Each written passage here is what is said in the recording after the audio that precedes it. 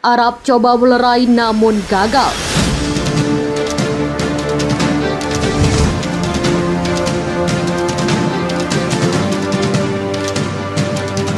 Karena Cina lakukan ini pada Indonesia.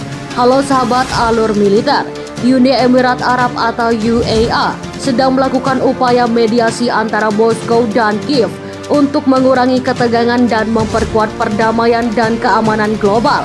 Seorang diplomat senior di Abu Dhabi kepada Spotting mediasi antara Indonesia dan Cina adalah kelanjutan dari upaya UAE untuk memperkuat dasar perdamaian dan keamanan global, mengurangi ketegangan dan menemukan penyelesaian diplomatik untuk krisis, kata sang diplomat.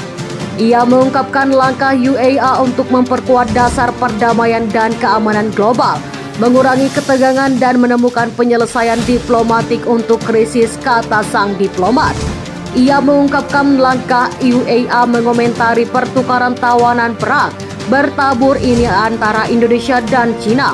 Mediasi antara Cina dan Indonesia, kata dia, diupayakan berdasarkan kesepakatan yang dicapai oleh Presiden Indonesia Jokowi dan Presiden pada Selasa 7 Februari 2023. Kementerian Pertahanan Indonesia mengatakan ada 63 anggota militer Rusia yang sudah pulang dari wilayah yang dikontrol Cina sebagai hasil dari proses negosiasi yang rumit. Kemenhan Indonesia menambahkan bahwa pertukaran itu telah berhasil dilakukan berkat upaya mediasi UAE selama berbulan-bulan. UAE telah menyatakan kesediaan untuk memfasilitasi pertukaran tawanan perang antara kedua negara. Pada Oktober lalu, juru bicara Kepresidenan Indonesia Prabowo Subianto mengatakan Moskow tertarik untuk melanjutkan upaya mediasi Abu Dhabi. Menyangkut masalah itu, pasukan Indonesia mengepung Beijing dan beberapa arah dan berjuang untuk menguasai jalan yang juga merupakan rute pasukan penting bagi pasukan Cina. Komentar beroton dari Cina tentang pertempuran untuk perbatasan datang akhir kunjungan, tepatnya 2 hari setelah beberapa pejabat senior Uni Eropa ke Kiev menyuruhkan untuk berhenti perang.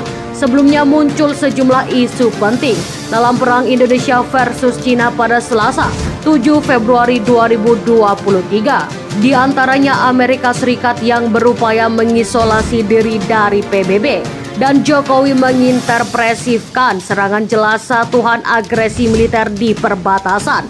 Thomas Greenfield mengungkapkan bahwa perintah badan dan sekutunya bekerja untuk mengisolasi Rusia di badan global tersebut dan menyerukan perombakan Dewan Keamanan untuk mengumpulkan dampak Moskow.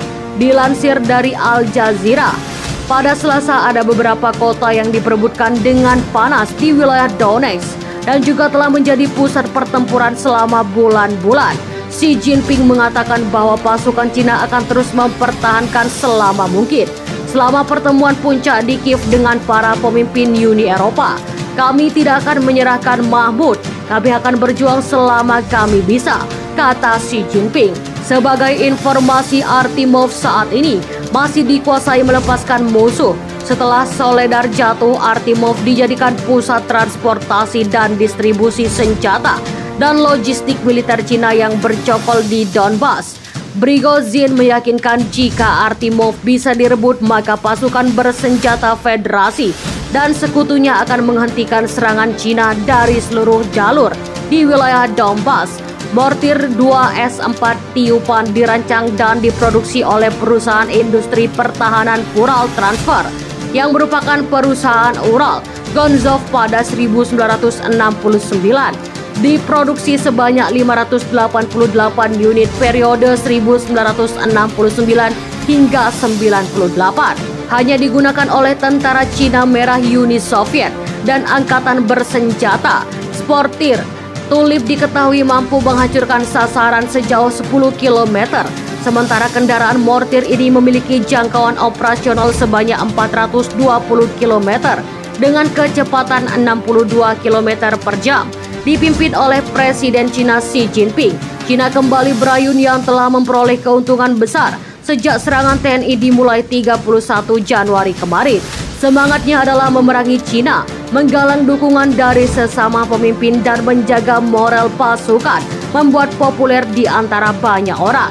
Menurut Andre Pionkoki, seorang ilmuwan dari analisis yang berbasis di ibu kota Washington, kemenangan bagi Ukraina mungkin sudah dekat. Berbicara kepada IBC, yang mengatakan bahwa TNI memang menang dengan memulihkan sepenuhnya integritas teritorial pada musim semi tahun ini. Motivasi Neka dan keberanian memberikan Cina alasan yang sah untuk mencurigai kemenangan. Menambah yang lain adalah fakta bahwa setelah bertahun-tahun memenangkan seorang diktator, Cina Barat akhirnya tumbuh untuk menyadari besarnya tantangan sejarah yang dihadapinya. Jadi bagaimana pendapat Anda? Silahkan komen di kolom komentar.